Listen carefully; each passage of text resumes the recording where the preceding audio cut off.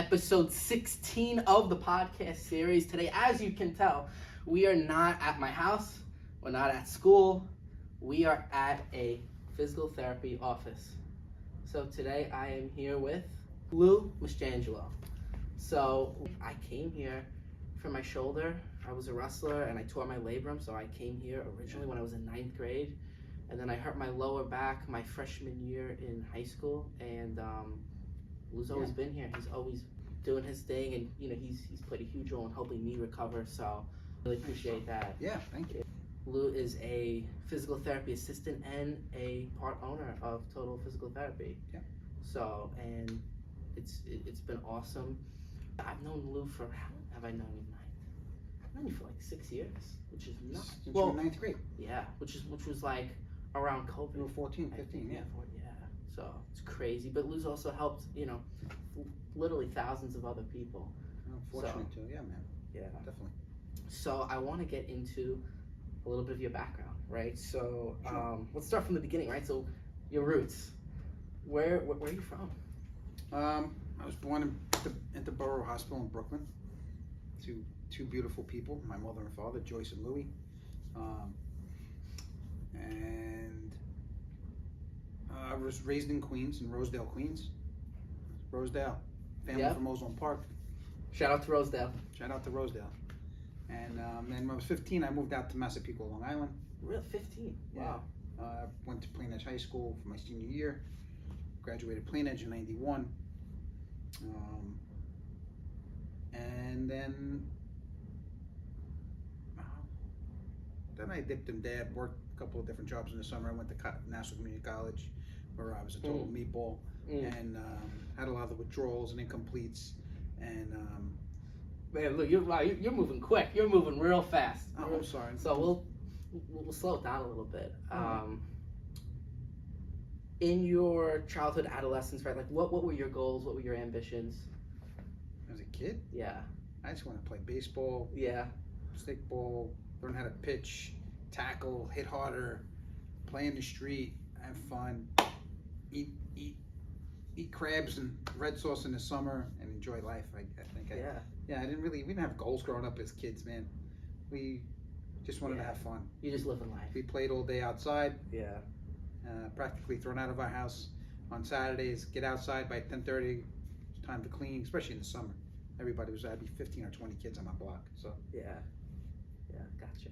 And then how about like inspirations? Like, did you ever have like any like big inspirations, or like who did you look up to as a kid? my father, my uncles, my grandfathers, my Uncle Carmine, my Uncle Tommy, who's deceased.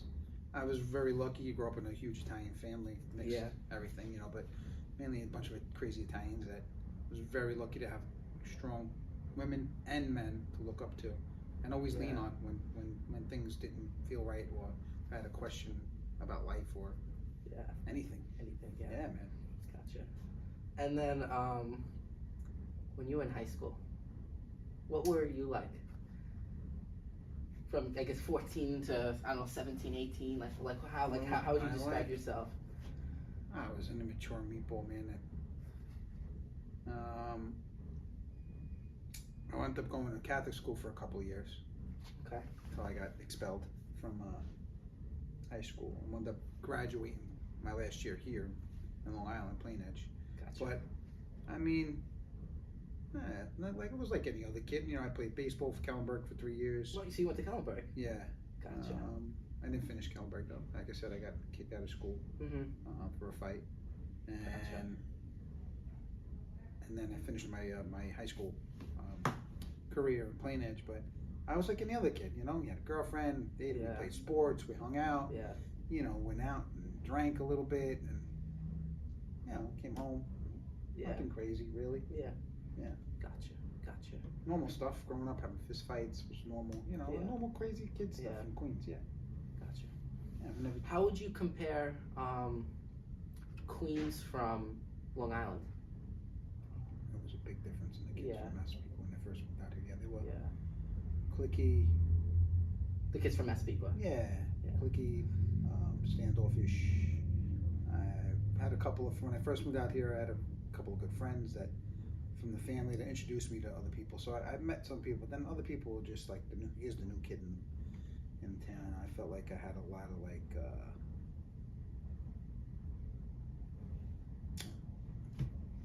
not turmoil, but there was a lot of issues when I first moved here. But they all cleared up after a while. Yeah, just like I guess like. Yeah, but Queens kids are different. You're brought up with a mentality, a ghetto mentality. Like it's a little different. You're brought up pretty much having, as I describe, every day, every week, at least once or twice a week, having a fist fight. Or, you know, growing up in Queens. Yeah. You know, and you played handball all day. You played in the street. Everybody was the same. Like we all didn't run around with Nikes and great brand new outfits on. Everybody had Puma sneakers from Green Acres, and you know it's different when you came out. The culture was different. The culture was different. Yeah. Did you like the culture in Queens or? I did. I liked the culture in Queens a little bit better. You did. Yeah. Gotcha. Would you say that it was a big adjustment moving here? It was, because you're a 15-year-old kid and a lot of people already have friends. You know? And I was lucky to meet more friends. I mean, I met a lot of my closest friends now that we're still friends since we're 15. One kid since I'm 5 years old. You know, we're still friends. So a couple of friends that you know, they live all over the place, but we're still friends. You know, lucky to call friends. So I've had friends for like 40-something years still, same friends. It's amazing. Wow. Yeah. I want to get more into your career, right? So you've been a PTA for 20 years. Yeah. I'm 19. 19. Gotcha. You're going on 20. Going on 20. Going on 20. Yeah. How's that feel? It feels great. It feels great to. It feels great to accomplish something, like, because you're a kid. I was gonna work a union job. I was gonna do all this other stuff. I was never school material. I graduated summer school. You know, high school and summer school. Never really applied to myself to anything until I just one day decided, well, was persuaded by my boss and mentor, Ray Secor, who owns this practice. Yep. Shout out to Ray. Who persuaded me to give it a shot, and I did, and I applied myself, and it was something that I found that I loved, and through the grace of God, gave me the power and the tenacity, I guess. Yeah, that's a good word, to work through staying up 2 o'clock in the morning, trying to work, having a wife and a child, all those things that I never did, you know. And I graduated pretty good. I graduated with 3.7 GPA. Okay. Yeah. This was at a PTA school? This was at Nassau Community College, yeah. Gotcha. So when you graduated high school, did you have any intention of going to college? I didn't. When I was 17, I was going to Nassau. We went through the whole thing. We'll go to college, get an associate's degree, and then what? Yeah. I did it more for my parents, and then I was bored. Like school. Yeah, I was the kid that when I was in elementary school, I was in the front row. I had ADD, but they didn't know it back then. You know what I mean? Nobody really was diagnosed with that stuff like they are today. Yeah. I had tension issues. I couldn't read a sentence without getting distracted. So for me, school was like, I got issues with school. The parents had to get called up to school because I wasn't passing. I was in the 10 percentiles of all the state tests. Really? Yeah, the low. I was like here, the lower 10. You know, I was in the bottom always because I didn't have the attention span to fill out anything. You know, as I got older, that changed. But so yeah, I mean, what was the question again? Did you have intentions of going to college after high school? I did it more for my parents than myself. Gotcha. You know, just to experience take an art class and have abstract thoughts. And my thoughts were like, I'm gonna, do what I'm doing. I'm working, and I have a girlfriend. Yeah. You know. Gotcha. So what was there a turning point where you're like, you know what, like I want to go for this, right? Like when it came to being like a PTA. My life is different than other people's lives, and I expect that. When I was younger, I got in trouble legally when I was 19, and I did a little time in prison, and then when I came home, I applied for a job as an aide in the this practice, and like I said, by the grace of God, things were meant to be. Maybe, like I said, my boss and the guy who I mentored for 20 years, who mentored me, and I will always look up to, Ray Scora, gave me a shot. He made an opportunity to do something great in my life. So he said, "You got one shot." I had one opportunity that I messed it up. It was on me, and the rest is pretty much history. I applied to school with the help of somebody else, and while I was in school, and my wife. We called up the Department of Education. They said, we review each case independently. Went to school, passed flying colors, took my boards, and here I am today. Yeah. 20 years later, helping people doing God's work. Yeah, really is. absolutely. I mean, the effect you have on people from just saying good morning.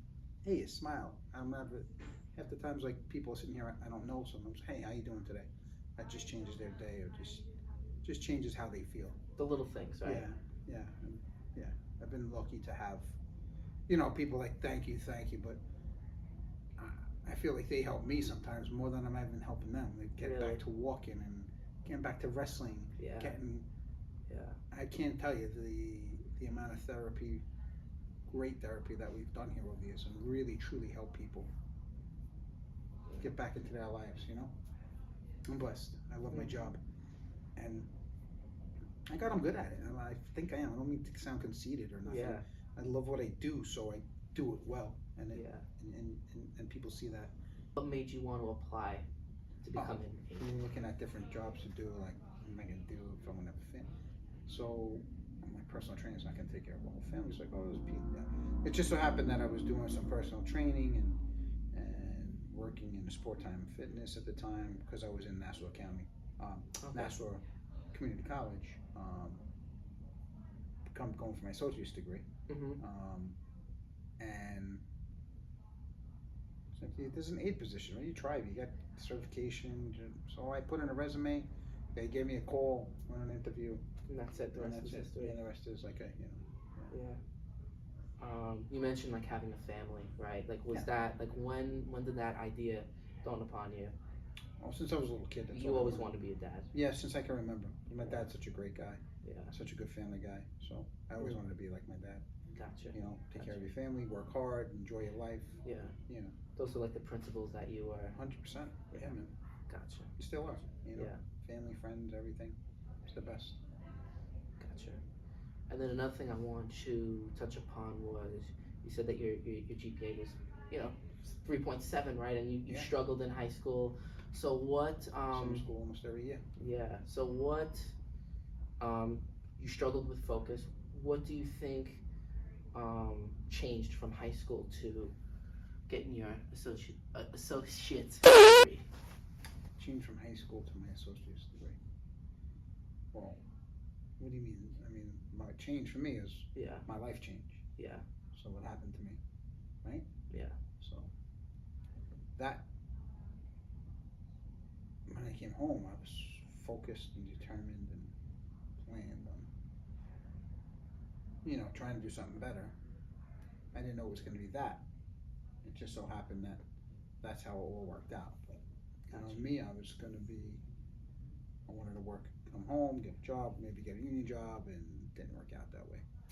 So I wasn't allowed to. So I went a different way, and this is how it worked out for me. Yeah. Yeah. When I was in high school, I didn't want to do nothing but run around and, be honest, get laid and drink and hang out, DJ, and have great times that we were having. So that was the thing that my life changed. My life changed. Yeah. And and you years to think about it, and what can I do? Yeah. How has your perspective on life changed after spending time? It's a big question, because I'm a long time now. 21 years, so 22 years. I mean, it changes. I think in life, like, things change all the time, like the way you think. As you get older, maybe things happen in your life that make you change your thought process. You can become mature, a little more mature. Life circumstances, things that happen to you in life make you change the way you interpret and feel, and the way you think. You might feel one day like this, and 5, 10 years from now, you're like, hey, I'm feeling different about that now. Yeah. Just with maturity and experience and faith, and then you have different. Like now you got kids, so that when you have kids, changes things too. So you know now your priorities change. So the way you think is going to change. What comes first changes. So I mean, I think so. My thing is every couple of years, I think that as individuals we change, hopefully for the better. Absolutely. It's just a growth and maturity, I think. Gotcha. Another thing I want to mention, right? You work a lot of hours, right? Like you work. Wife and 3 kids, live in Massapequa. Forget about it. Yeah, right. Well, Long Island's very expensive, right? And I make $1 easily. Otherwise, you're eating the peanuts off the floor. Trying to go off the floor, man. Yeah. So I guess how do you manage the 60-hour work weeks, right? Not getting burnt out. Well, the best part about my job, to me, when I wake up in the morning, it's not like shit. I gotta go all the way to the Bronx, to Gun Hill Road, to sit on and work on a bus, or I gotta get up and work outside. It's freezing. I might have to shovel and stuff, but I'm coming to a place where people want to come and get better. People want to feel better. So to me, I have purpose. I get up and I'm gonna help people, and it's just. But my job is not simple, but it is, because you don't mind getting up and coming every day. Yeah. Don't get me wrong. Every once in a while, it's nice. I want to call in sick, but I'm just like, so and so needs me. It's just had a knee replacement. Blah blah blah. Yeah. So you put people's needs first. Yeah. And then I think that ties into work ethic, right? Like, would you say your work ethic has been instilled in you since you were a young kid, or is that something that's developed over time? I would say always, I was the oldest of 4. Okay. And I'd say a pretty good older brother, protective, and always made sure my brothers, from what my mom tells me, that at a young age, that I was always, the big brother, looked after them, changed them, followed them as they got older. I did the same things, always protecting my sister, my older, protecting my brothers, as we were growing up and getting into fights, and even now, like, you take care of your family, you have Sunday dinners, if,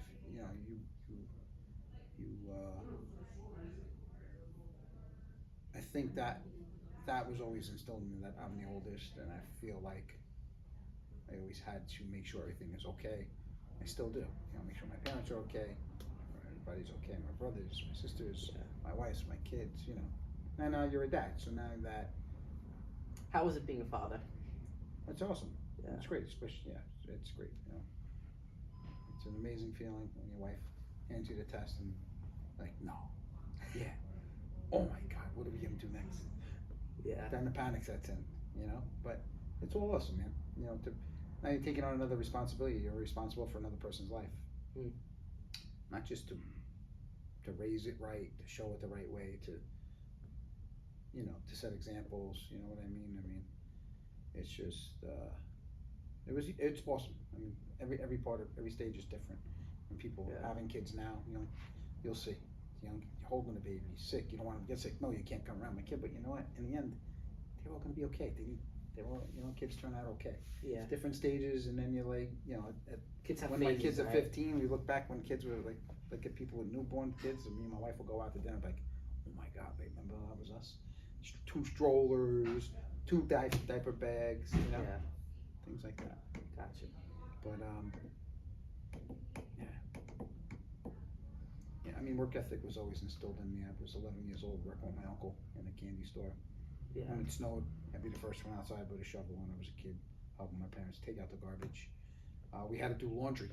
My mother that was our chore. Yeah. We had to do the laundry. I don't care, you wash it, dry it, you bring it up, and so that was our thing before we go out. On the weekends to go play football or whatever, that was one of our chores, doing the laundry. So even at 13, I started working as a roadie for a DJ. company. Yeah. That was a great job. Yeah, right. Because you said you did a little DJing, right? Yeah. And then DJ Lou. DJ Smash. Yeah. Was that your name? No. But so yeah, even then, so I worked. I saved a little money. Made $150 at 13. I was like, whoa, oh my god. Yeah, right. And then it turned out to be a big job. I worked like 9 years. Wow. For my cousin who had a big DJ company in Long Island, and that was a great job. That was a great gig. But yeah, I always worked hard. And I got a reason to work. I have a wife and 3 kids, so it's just, like I said, it's impossible to keep money. Your kids always need stuff. There's always something that pops up. Braces. What are you talking about? None of us got braces growing up. My kids don't need braces. No, your daughter needs braces. All right, there's 2,500. There's 5,000. So where are you getting that from? Yeah. I'm lucky that my they let me work as many hours as I do. Plus, I'm lucky that I have friends that look out for me and say, hey, you want to put down the floor with me? Hey, you want to paint the house with me? Yeah. So, you dib and dab and you hustle a little bit and do the right thing. Yeah. Getting back to PT, right? How have you seen, I guess, the PT industry change over time? Oh, good question, Rich. How have you seen, well, over time, let's say when I first started, it really wasn't in the business end of it. Now that I'm part and an owner in the practice, I see a little bit more of the business stuff. So I see how you always have to hustle and bustle and make connections and everyone and reimbursement, how much reimbursement's decreased over time, how much harder, more patients you have to see in order to make not the same amount of money, but a decent amount of money. Most people think that you're in a PT, you're like, yeah, you're making tons, but you're not, because insurance companies do not give in their reimbursements that people think they're getting. A lot of times people have a $60, $70 copay. You know what I mean? Or co-insurance, because the insurance company's not paying. No, you're responsible. You know what I mean? So you've seen that, like people have more copays, $60, $70 copays. People as they age are paying more for medicines and stuff like that, medication, where Medicare picked up for that. Like a lot of union jobs from Long Island was a big union town, big union area, especially in Nassau County. But your union would pick up, your pensions would pick up great pensions, but the pension system has changed too. So people are coming out of their pocket more for a lot of, out of for paying for medication, for paying for PT. So that's what I see. Even like advancements of like medicine, even advancements, let's say a total knee replacement, where when we first started, total knee replacements would take a good 6 months.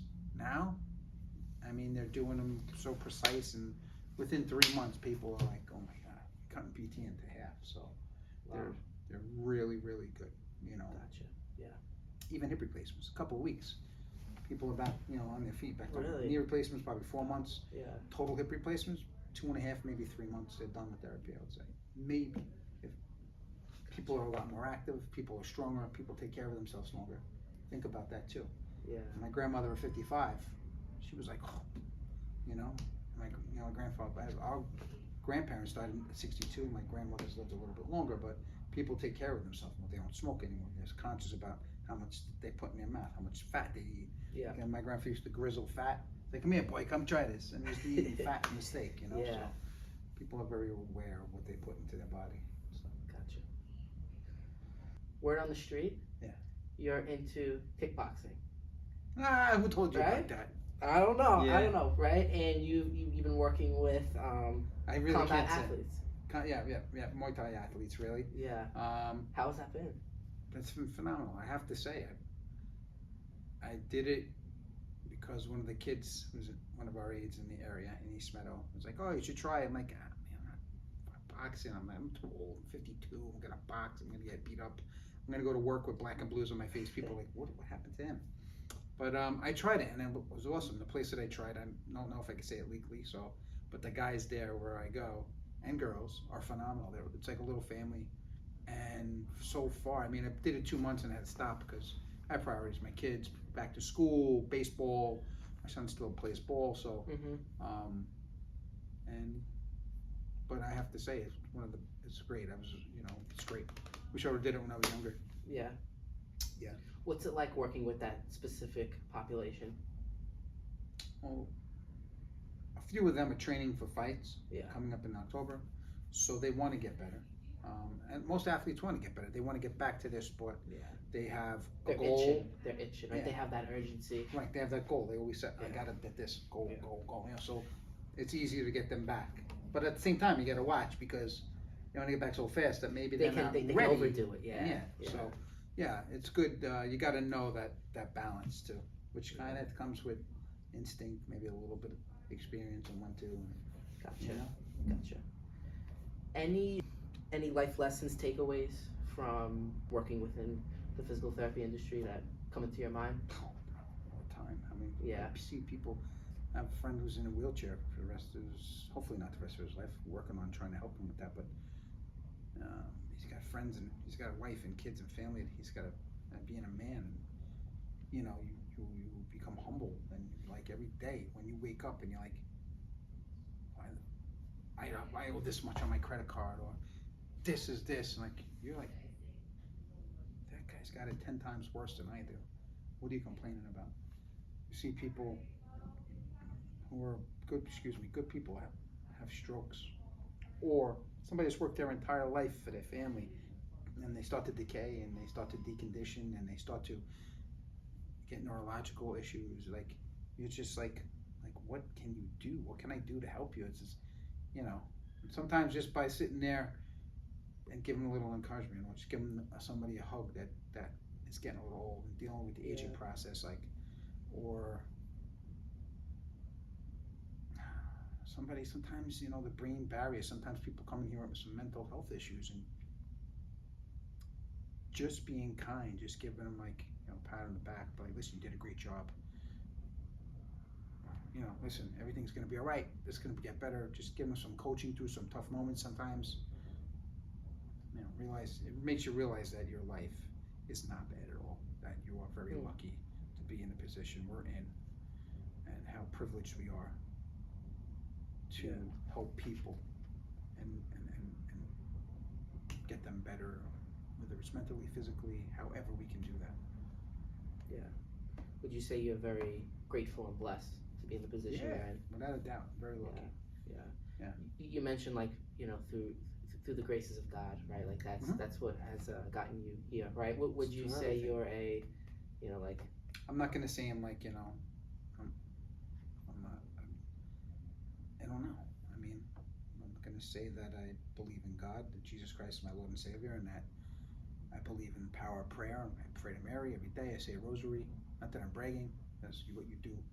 You do that on your own. There's no need to brag about how you pray, and I don't want to quote unquote now be disrespectful, I'm not a holy roller, but I believe that's an important part of your life. You know, it's important to have strong faith and realize that there is a higher power than us, whatever that is for anybody, whatever that is. But definitely for me, it's Jesus and God, Mary. Gotcha. Is it frustrating when you're working with a patient and they're not getting better? Yes, but if they're not getting better, well, sometimes they get worse. Yeah. You know, but at the beginning, when I first started, I always took it personal. Like, oh my goodness, what am I doing? I'd go home, I'd read, I'd study it, I'd try and look up on the internet. We didn't have Chat GPT back in the day. We can ask it, or Google, hey Google, what's this? And she'd have the answer for you right away. But so you'd have to go research and look up your Britannica encyclopedias and go to the library and put some work in, you know, but you always second guessed yourself. What am I doing wrong? Until you bumped into a couple of people or worked with people that had experience, 15, 20 years experience, and they're just like, listen, if this is like this and you're doing this, then maybe you got to question something else.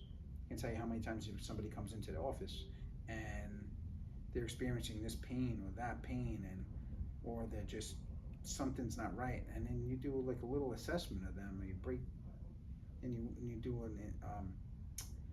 like a little evaluation, and you see it's not, or they got something else going on, or they have comorbidities, like 3, 4, 5 different things going on at once.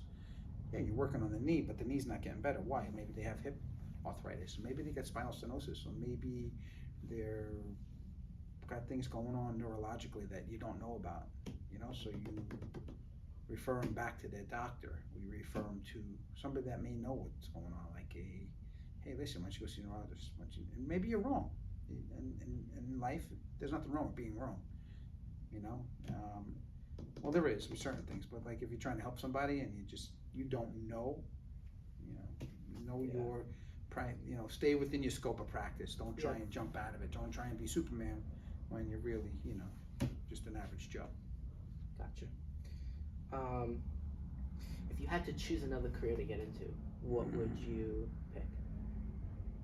If I had to choose another career, I would choose a career where I can be at home with my family more. I could have been around with my kids and watched them grow up a little bit more. Maybe a teacher. I always say I would have been a New York City firefighter. Mm-hmm. Worked less and had a business on the side. That's what I say all the time. But there are so many other careers you can say, like a guy's, no offense, I hate to say it like that, but I don't hate to say it like that, but a job as a father, from my experience, is to take care of the family, protect them, make sure they have everything they need, Mm-hmm. That's what I believe and how I feel. My experience is, like I said earlier, when your kid needs $2,500 for braces, well, where am I getting that if I'm only making this? So you got to provide, protect, and just work hard to make sure your family's safe and your wife's happy so that your kids will be happy. Yeah. Do you find it difficult to find the balance between providing for your family but also spending time with them? No, because my wife's great at pulling me back when I just get so entangled in work. She kind of is like, no, this is important. Yeah. This is what's important. Don't forget that. Yeah. Because my mentality is I want to work. I think I'm making more money and work, but at the same time, working in the field for 20 years, this is always going to be here. Your kids are going to grow up eventually. You probably got good 13 years with your children, before they're like, all right, I'll see you later, going out with my friends, and they're like, so you always want to make sure that you're there for the important moments and the time that you can be with them, so that when you look back, you like, you forgot. When I was in 5th grade, you forgot all about that damn thing, you weren't there for that, but do the best you can, Gotcha. to be there for them. Absolutely. Did I answer that question right? Yeah. What advice would you give to your 20-year-old self? Oh my God. What advice I would give to my 20-year-old self?